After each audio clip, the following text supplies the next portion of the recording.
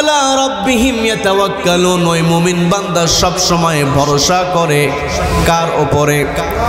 সবাইকে বলতে হবে কার উপরে? সম্মানিত দিনী ভাইরা, আমি আমার আলোচনার সূচনায় পবিত্র কোরআনের 3 নম্বর সূরা আলে ইমরানের 102 নম্বর আয়াতে কারিমা তেলাওয়াত করেছি, যে আয়াতের মধ্যে রব্বুল আলামিন সুন্দর করে ডাক দিয়ে বলছেন, ইয়া আইয়ুহাল্লাযীনা আমানুত্তাকুল্লাহা হাক্কা তুকাতিহি ওয়া লা তামুতুন্না ইল্লা ওয়া আনতুম মুসলিমুন।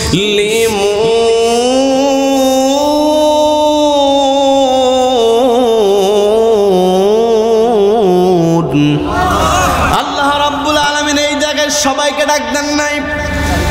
আল্লাহ বললেন, ইয়া আইয়ুহাল্লাযীনা আমানু, ওহে যারা ঈমান আনয়ন করেছো, ইত্তাকুল্লাহ, আল্লাহকে ভয় করো। তার মানে যারা ঈমানদার হবে তারা একমাত্র ভয় পাবে আল্লাহকে। আল্লাহ ব্যতীত অন্য কাউকে ঈমানদাররা কখনো ভয় পায় না। কথা বলেন ঠিক কিনা? এই যে ফিলিস্তিনের দিকে তাকান, কত কষ্ট দেওয়া হয়, নির্যাতন করা হয়। ওই ফিলিস্তিনের মুসলমানের আল্লাহ ব্যতীত অন্য কাউকে ভয় পায় না। যার কারণে আমরা দেখেছি কিছু কিছু হৃদয় বিদারক দৃশ্য আমাদের চোখের সামনে পড়ে যায়। অনলাইনের কল্যাণে বাবার কোলে সন্তানের মৃতদেহ, তবু বাবার মুখের মধ্যে হাসির ঝিলিক। বলেন না আল্লাহু আকবার। দুনিয়াতে যারা আল্লাহকে ভয় করবে, আল্লাহকে যারা ভয় করবে, দুনিয়ার কষ্ট তাদেরকে কখনো থামাতে পারবে না। এই পৃথিবীতে নবীজি যখন আগমন করেছিলেন, গোটা দুনিয়ার ছিল অন্ধকারাচ্ছন্ন। জাহেলিয়াতের যুগে নবীজি পৃথিবীতে আগমন করেছিলেন। ওই জাহেলিয়াতের যুগে রব্বুল আলামিন এমন একটি কিতাব দিলেন, ওই অন্ধকারের যুগটা আলোর যুগে পরিণত হয়েছে। বলেন না সুবহানাল্লাহ। আমি আপনি যদি কোরআনকে মানতে চাই, কোরআন আমাকে আপনাকে অর্ডার দিয়েছে, ইত্তাকুল্লাহ, আল্লাহকে ভয় করো, হাক্কা তুকাতিহি, ভয় করার মতো ভয় করতে হবে। আল্লাহকে ভয় করতে হবে, আল্লাহ ছাড়া অন্য কাউকে ভয় করা যাবে না। আবার আল্লাহ স্পষ্ট জানিয়ে দিলেন, ওয়ালা তামুতুন্না ইল্লা ওয়া আনতুম মুসলিমুন। ও আমার বান্দারা, তোমরা যারা আমার প্রতি বিশ্বাস স্থাপন করেছো, তোমরা মুসলমান না হওয়া পর্যন্ত মৃত্যুবরণ করো না। এখানে আমার আপনার বোঝার বিষয় আছে, একটু বোঝার চেষ্টা করবেন। আল্লাহ বললেন, ইয়া আইয়ুহাল্লাযীনা আমানু, ওহে যারা ঈমান আনয়ন করেছো। তার মানে শুধুমাত্র ঈমান আনলেই হবে না। আল্লাহ বলে দিলেন, তোমরা তো ঈমান এনেছো, আমি তোমাদেরকে স্পষ্ট জানিয়ে দেই, ওয়ালা তামুতুন্না, তোমরা মৃত্যুবরণ করো না, ইল্লা ওয়া আনতুম মুসলিমুন, যতক্ষণ না পর্যন্ত তোমরা প্রকৃত মুসলমান না হও। তার মানে ঈমান এনেছি বললেই হবে না, আমাকে আপনাকে আত্মসমর্পণ করতে হবে। কার সামনে? আল্লাহর সামনে আত্মসমর্পণ করতে হবে। আমি আপনি যখন আল্লাহর সামনে নিজেকে সঁপে দিতে পারবো, এই পৃথিবীতে যারা আল্লাহর জন্য নিবেদিত হবে, আল্লাহর জমিনে একমাত্র আল্লাহকে ভয় করে, আল্লাহর জমিনে আল্লাহর বিধান কায়েমের জন্য চেষ্টা যারা করবে, আল্লাহর জমিনে আল্লাহর বিধান কায়েম করতে গেলে আমার আপনার সামনে 3 ধরনের বিপদ আসতে পারে। সবাইকে বলতে হবে কয় ধরনের? সবাইকে বলতে হবে কয় ধরনের? আল্লাহ রাব্বুল আলামিন স্পষ্ট জানিয়ে দিলেন, وَإِذْ يَمْكُرُ بِكَ الَّذِينَ كَفَرُوا لِيُثْبِتُوكَ أَوْ يَقْتُلُوكَ أَوْ يُخْرِجُوكَ وَيَمْكُرُونَ وَيَمْكُرُ اللَّهُ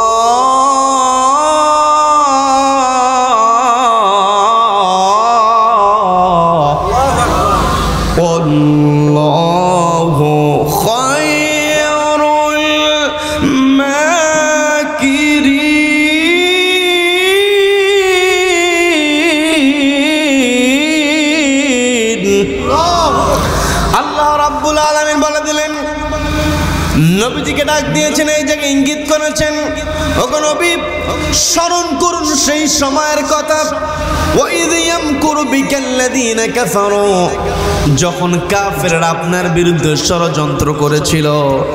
তার মানে নবীজি যখন আল্লাহকে ভয় করে আল্লাহর জমিনে আল্লাহর বিধান কায়েমের জন্য যখন তিনি দাওয়াতি কার্যক্রম শুরু করলেন, নবীজির বিরুদ্ধে ষড়যন্ত্র করেছিল। এক নম্বর ষড়যন্ত্র ছিল ইউসবিতুক, নবীকে বন্দী অবস্থায় রেখে দিয়েছিল। কথা বলেন ঠিক কিনা? আজকে আমি আপনি পৃথিবীতে নবীজির আদর্শ ভুলে গিয়েছি, অথচ আল্লাহ রাব্বুল আলামিন স্পষ্ট জানিয়ে দিলেন। আমি আমার আলোচনার সূচনায় তেলাওয়াত করেছি পবিত্র কোরআনের 33 নম্বর সূরা, সূরাতুল আহজাবের 21 নম্বর আয়াতে আল্লাহ রাব্বুল আলামিন স্পষ্ট জানিয়ে দিলেন, লাকাদ কানা লাকুম ফি রাসূলিল্লাহি উসওয়াতুন হাসানাতুন লিমান কানা ইয়ারজুল্লাহা ওয়াল ইয়াওমাল আখির وذكر الله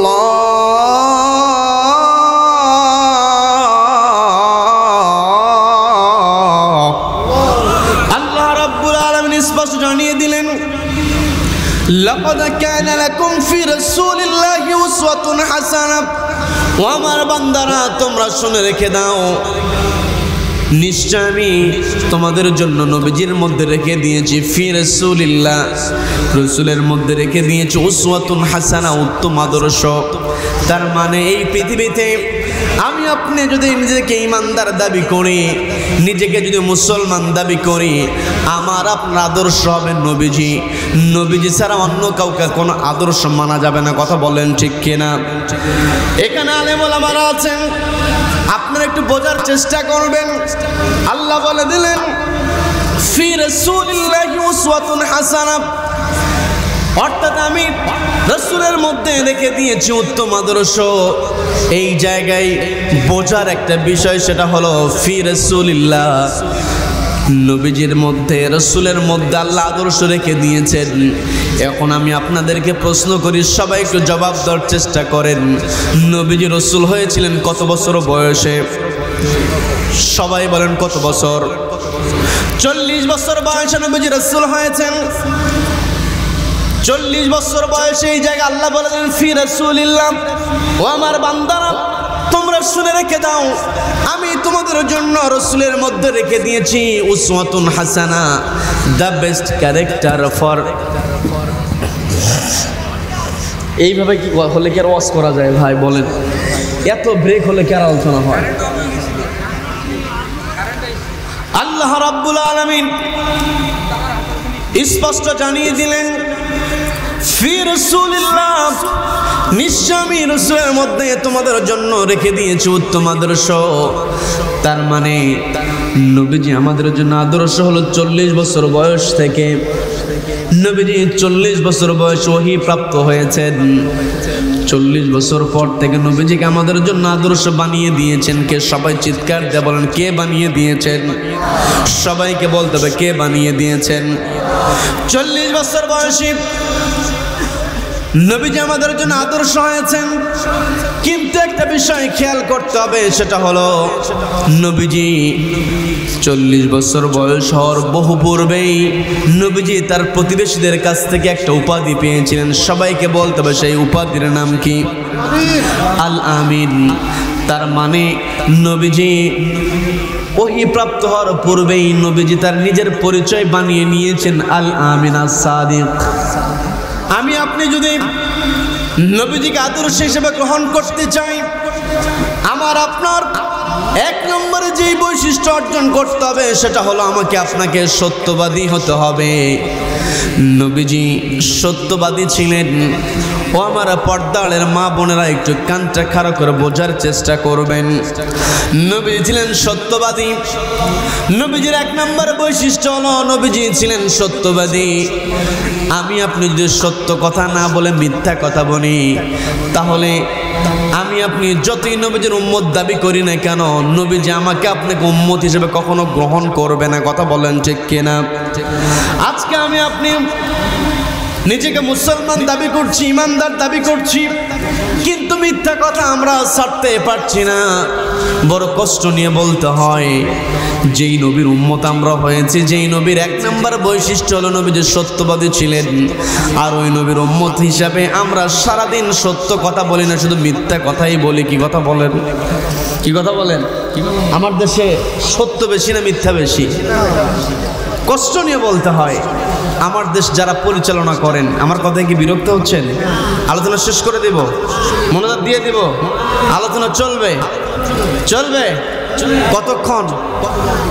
সারা রাত, সারা রাত বক্তা কাত। কোরআনের কথা শুধুমাত্র আজকে সারা রাত হবে না, যতদিন পর্যন্ত পূর্ব দিগন্তে সূর্য উদিত হয়ে পশ্চিম আকাশে অস্ত যাবে, ততদিন পর্যন্ত কোরআনের কথা হবে। কোন কোরআন বিদ্বেষী কোরআনকে থামাতে পারবে না।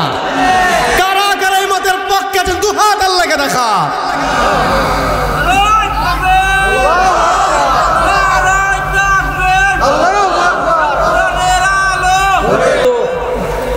অর্থাৎ আর কয়েকটা দিন যদি তার ওই আইনজীবীর পথ থাকতো, সে যেন গোটা গোপালগঞ্জ কিনে ফেলতো। বলেন নাউযুবিল্লাহ।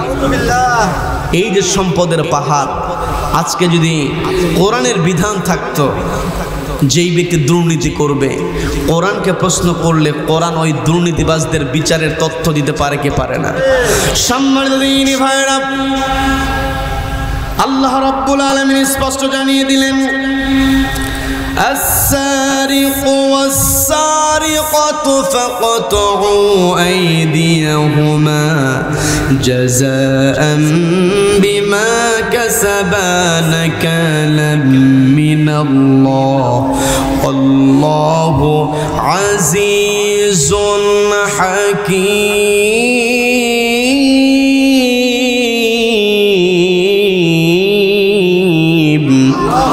আল্লাহ রাব্বুল আলামিন স্পষ্ট জানিয়ে দিলেন, আস-সারিকাতু ওয়াস-সারিকাতু, আস-সারিকু ওয়াস-সারিকাতু, কেউ যদি চোর হয়, আবার ওইটা যদি চোর না হয়ে চুন্নি হয়, অর্থাৎ কেউ যদি চুরি করে, সেটা পুরুষ হোক আর মহিলা হোক, এটা প্রমাণিত হলে ফাকতুউ আইদিয়াহুমা, তার হাতটা কেটে দাও। কার কথা? আজকে যদি সমাজের মধ্যে চুরির বিধান, হাত কাটা প্রতিষ্ঠিত থাকতো, তাহলে বেনজিরদের পক্ষে কখনো দুর্নীতি করা, ডাকাতি করা সম্ভব হতো না। কথা বলেন ঠিক কিনা? আলেম ওলামা যখন কোরআনের বিধান অনুযায়ী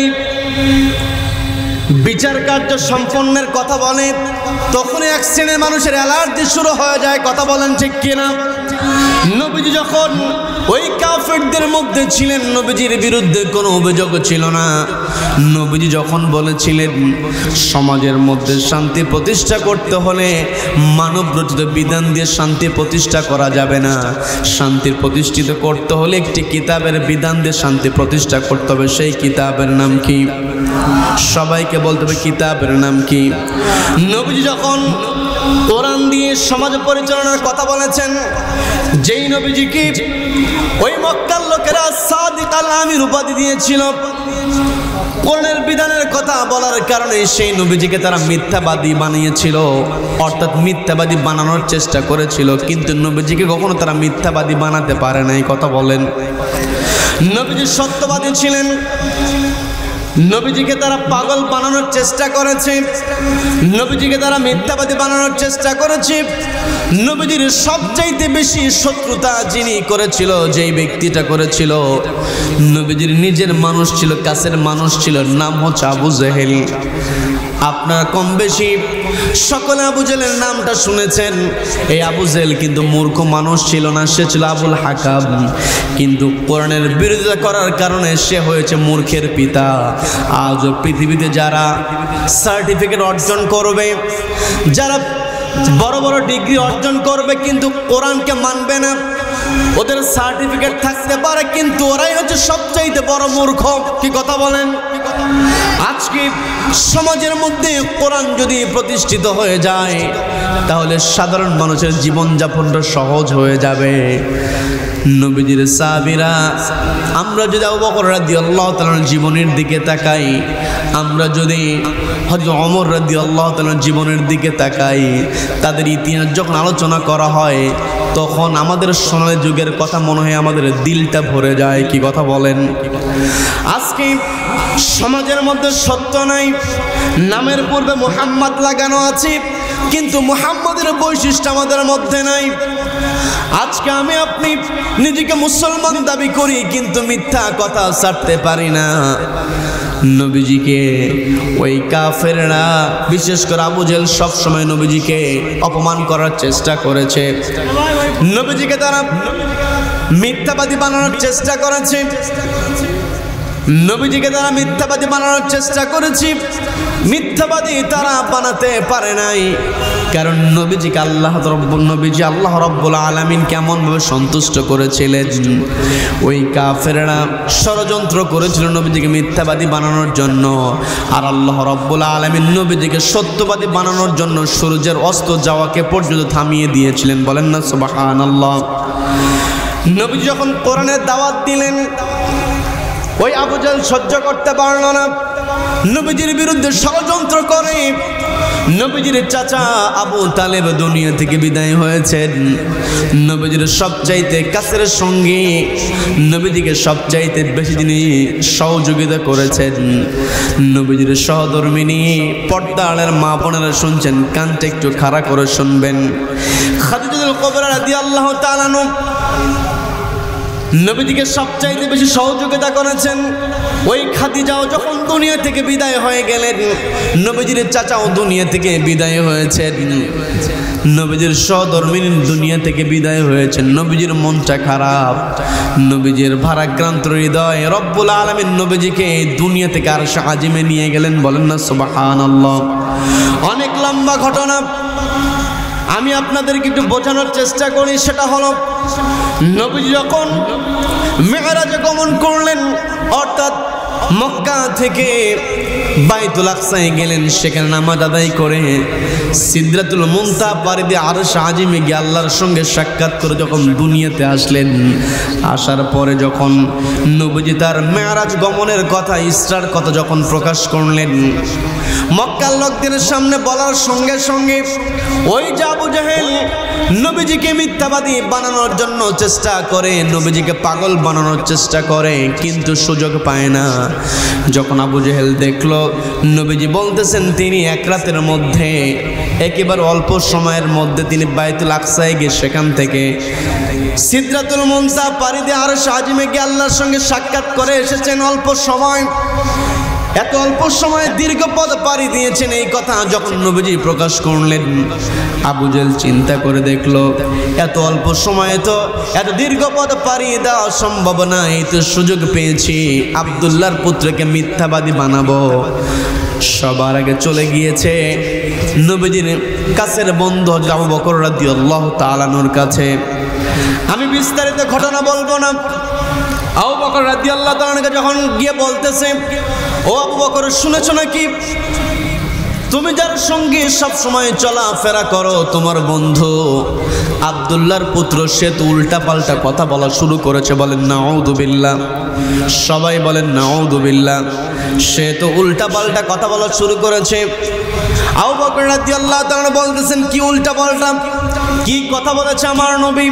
কয়, তোমার নবী তোমার বন্ধু একেবারে ডাহা মিথ্যা কথা বলা শুরু করেছে।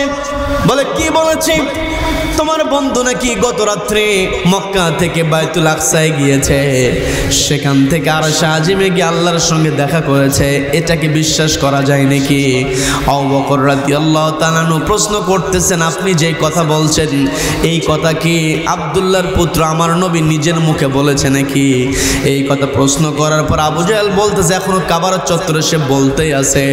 আবু বকর রাদিয়াল্লাহু তাআলা বলতেছেন, যদি নবীজি নিজের মুখ দিয়ে কথা বলে থাকেন, নবীজি কখনো মিথ্যা কথা বলতে পারে না। আমি আবু বকর সেটা বিশ্বাস করে নিলাম। বলেন না সুবহানাল্লাহ। কত বড় সত্যবাদী হলে, জীবনটা কত সত্য দিয়ে সাজাতে পারলে মানুষ তাকে বিশ্বাস করতে পারে। যখন আবু জেহেল দেখলো আবু বকরকে বলে তো কোনো কাজ হলো না, আবু জেহেল যেই টার্গেট নিয়ে যে চিন্তা নিয়ে আবু বকর রাদিয়াল্লাহু তাআলার কাছে হাজির হয়েছিল তার চিন্তাটা ব্যর্থ হয়ে গেল। এসে নবীজিকে বলতেছে, তুমি যদি সত্যি বাইতুল আকসায় গিয়ে থাকো তাহলে বাইতুল আকসার দরজা কয়টা, জানালা কয়টা বলো।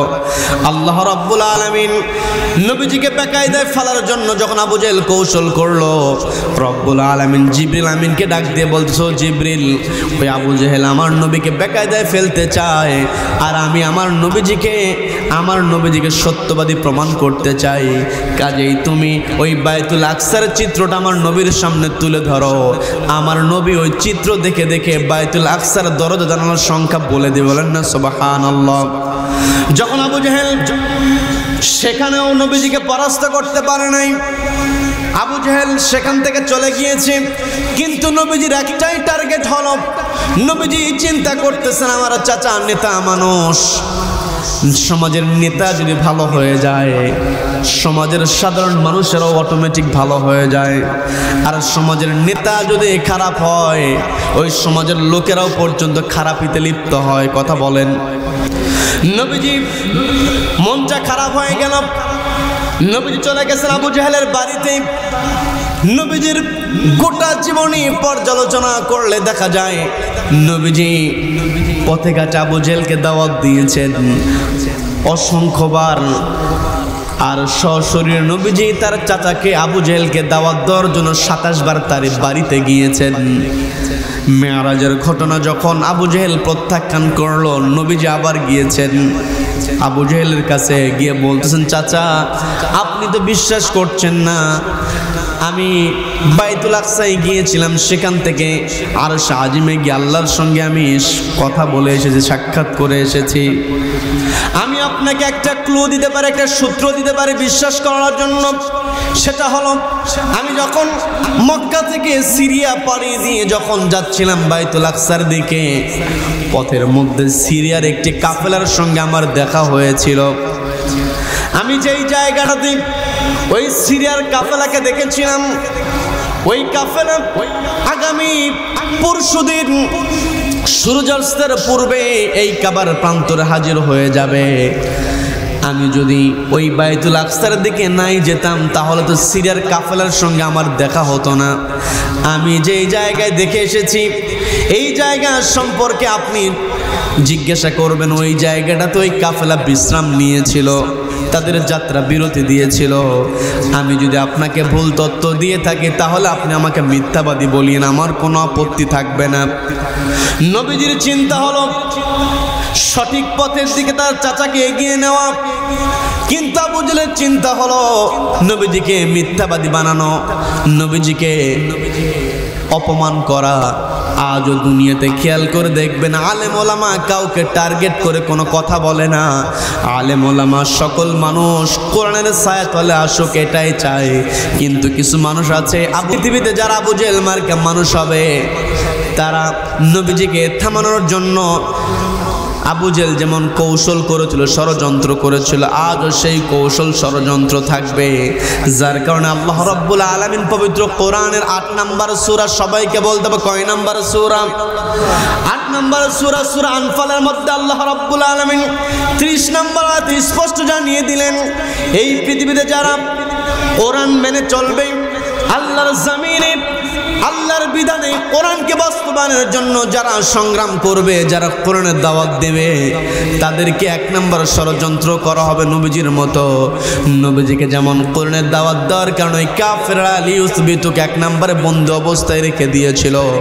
আজও দেখবেন দুনিয়াতে কোরআনের হক কথা বলার কারণে আলেম ওলামাদেরকে বন্দি অবস্থায় রাখা হয়। কথা বলেন ঠিক কিনা?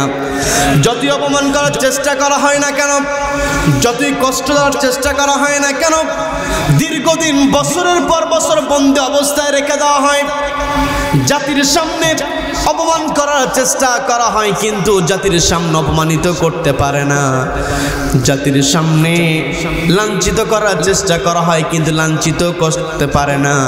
কষ্টের মধ্যে রাখতে চাই, কিন্তু কষ্ট দিতে পারে না। এর প্রমাণ আমরা পেয়েছি এই বাংলার জমিনে যিনি তাফসিরুল কোরআন মাহফিল প্রতিষ্ঠা করেছেন, তাকে বছরের পর বছর বন্দি অবস্থায় রেখে দেওয়া হয়েছে।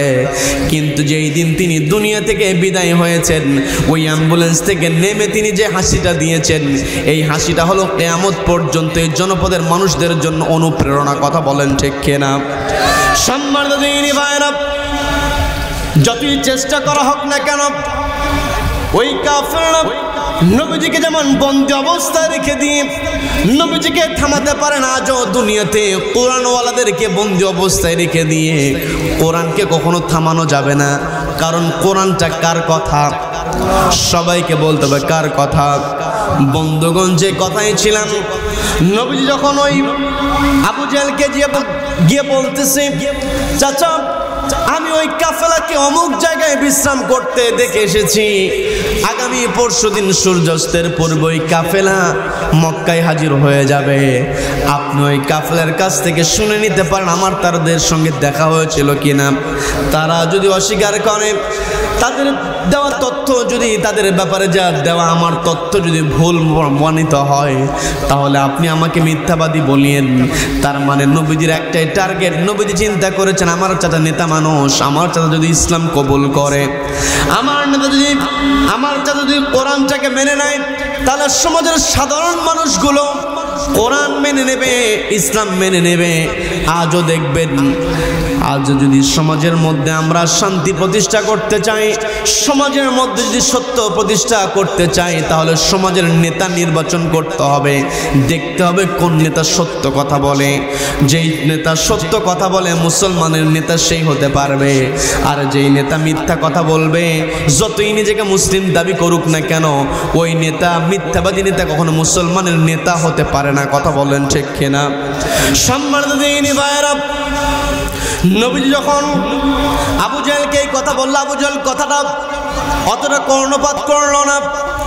কিন্তু দিন পেরিয়ে গিয়ে যখন নবীজির দেওয়া টার্গেট, যেই দিনটাতে ওই কাফেলার হাজির হওয়ার কথা, দুপুর পেরিয়ে গেছে, কাবার প্রান্তরে সিরিয়ার কোনো কাফেলা হাজির হয় নাই। কাবার প্রান্তরে সিরিয়ার কোনো কাফেলা হাজির হয় নাই। আবু জেহেল এখন চিন্তা করছি, অনেক সময় কাফেলার যাত্রা লম্বা হয়ে যায়, যাত্রা বিরতির কারণে, বিভিন্ন সমস্যার কারণে কাফেলার যাত্রা সময়টা বেশি লেগে যায়। আমার ভাতিজা তো বলেছে সূর্যাস্তের পূর্বে ওই কাফেলা কাবার প্রান্তরে হাজির হবে। যদি কাবার প্রান্তরে হাজির হতে না পারে, তাহলে এটাই তো সুযোগ আব্দুল্লাহর পুত্রকে মিথ্যাবাদী বানানো। বলেন নাউযুবিল্লাহ। নবীজিকে মিথ্যাবাদী বানানোর চিন্তা করে আবু জেহেল চিন্তা করলো, দুপুর পেরিয়ে গিয়েছে, ওই কাফেলা তো এখন হাজির হয় নাই।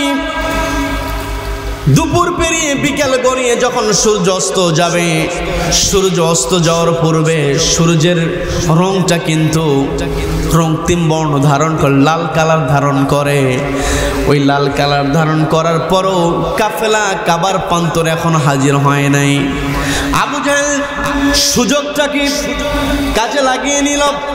আবু জেহেল চিন্তা করল, এটাই তো সুবর্ণ সুযোগ, দেখি তো ওই কাফেলা যদি সূর্যাস্তের একেবারে সূর্যাস্তের সঙ্গে সঙ্গেও যদি হাজির হয়, তবু আজকে এই সূর্যাস্তের পূর্বে কাফেলা হাজির হলো না, এটার দ্বারা আমার ভাতিজাকে মিথ্যাবাদী বানিয়ে দিয়ে আমার ভাতিজাকে আর কথা বলতে দিব না।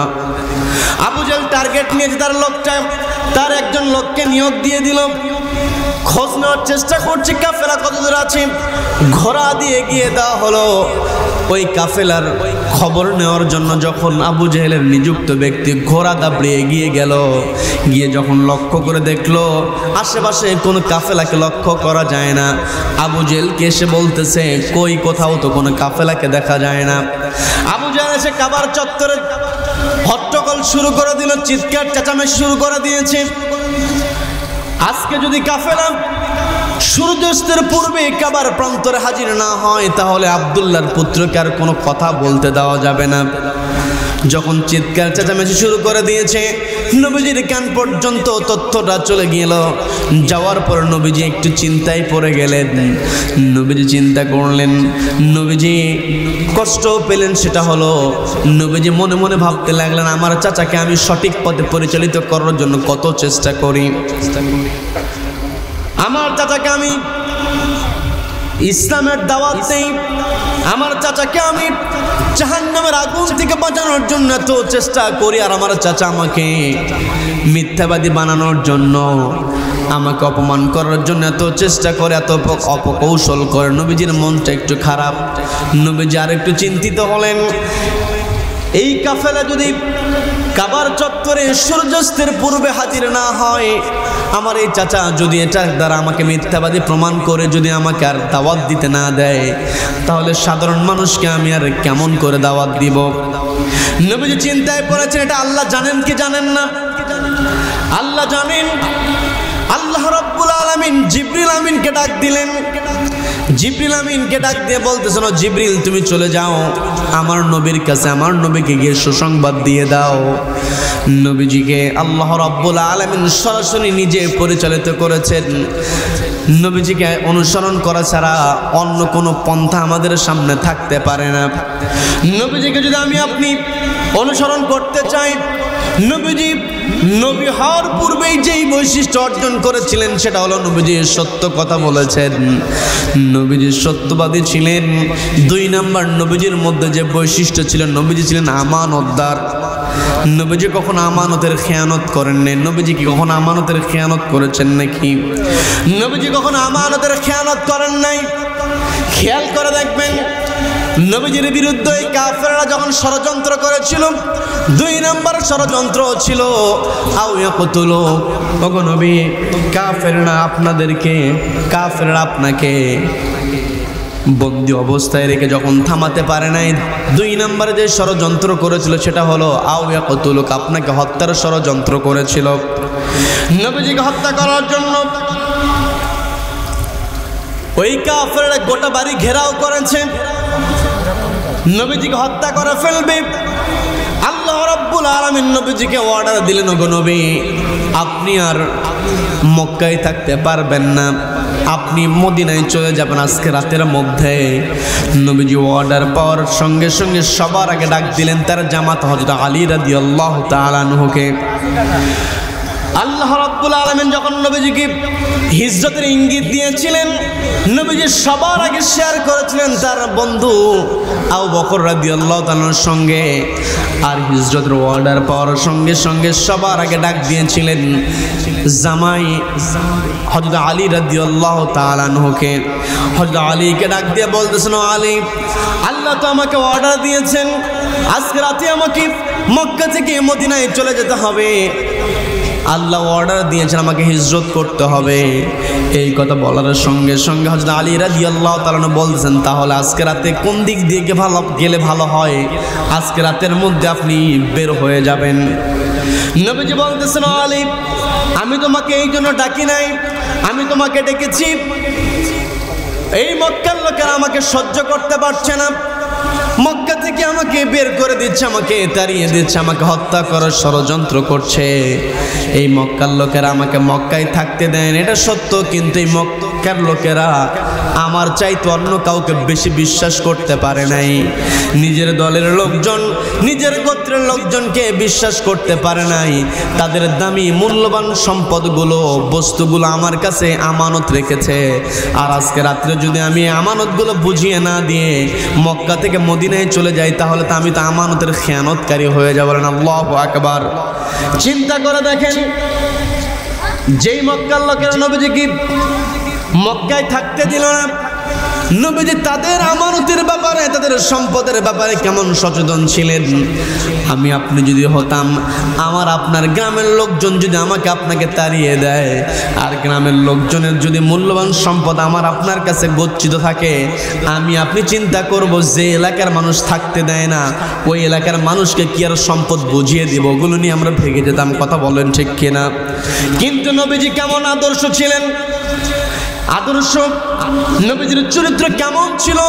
মক্কার লোকেরা নবীজিকে মক্কায় থাকতে দিচ্ছে না, তবুও নবীজি ওই মক্কার লোকদের আমানতগুলো বুঝিয়ে দেওয়ার জন্য হযরত আলীকে বলতেছেন, ও আলী, এই আমানতগুলো আমি তোমার কাছে রেখে গেলাম, রাতের অন্ধকার আমি তো মদিনার উদ্দেশ্যে রওনা হয়ে যাব। আগামীকালকে সূর্যোদয়ের পরে দিন প্রকাশিত হওয়ার সঙ্গে সঙ্গে তোমার দায়িত্ব হলো এই মক্কার লোকদেরকে তাদের জিনিসপত্রগুলো বুঝিয়ে দাও। বলেন না সুবহানাল্লাহ।